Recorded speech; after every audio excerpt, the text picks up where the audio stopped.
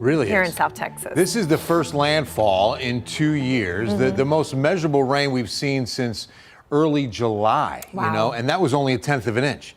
So I'm going to break down exactly who saw what amount as far as the deposits from Mr. Harold, a tropical storm that made landfall this morning at South Padre Island. Winds are a big story right now. In fact, let's start there and show you some of these wind gusts across the area. San Antonio at 29, Seguin at 30 with Gonzales.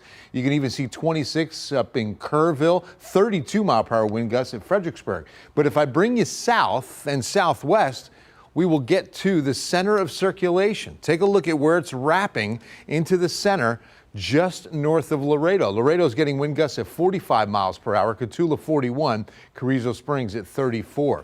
But you can see the center, that's what's left. It's now a tropical depression, Harold, moving and about to cross the border. So winds tonight, 8:30, 9 o'clock, still going to be gusty down to the south and west and maybe even in the city overnight and into tomorrow morning. This is 7 a.m. We still could see some gusty winds down Highway 90 west between Uvalde and Del Rio. Winds should start to subside by tomorrow, but we do get occasional gusts tomorrow afternoon. Notice this cluster moving across Comal County now. This is the heaviest rain on the map. Most of these are just showers across the hill country between Bandera and Kerrville. This is not severe, but there could be winds moving into Canyon Lake about 40 miles per hour associated with this thunderstorm. A ton of lightning between New Braunfels and Canyon Lake as well. And it's going to move right across Highway 46, the outer loop, if you will, over the next 30 to 45 minutes. Most of these storms have been moving so quickly. I'm talking about 35 to 45 miles per hour. The one severe cell that we had across the city was right here in Seguin, and it raced across the north side at 45 miles per hour earlier this afternoon.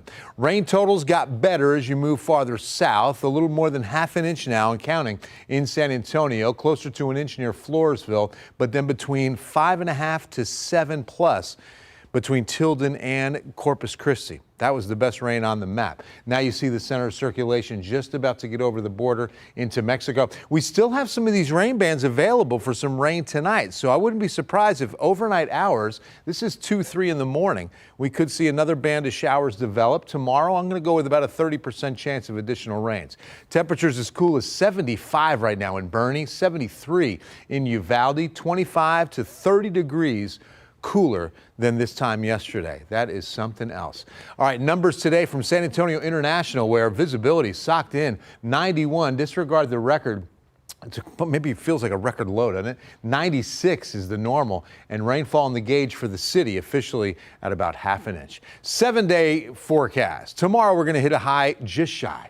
I think we go with 99, 30% chance of that rain early tomorrow, 50-50 overnight on that band I showed you between 2 and 4 a.m.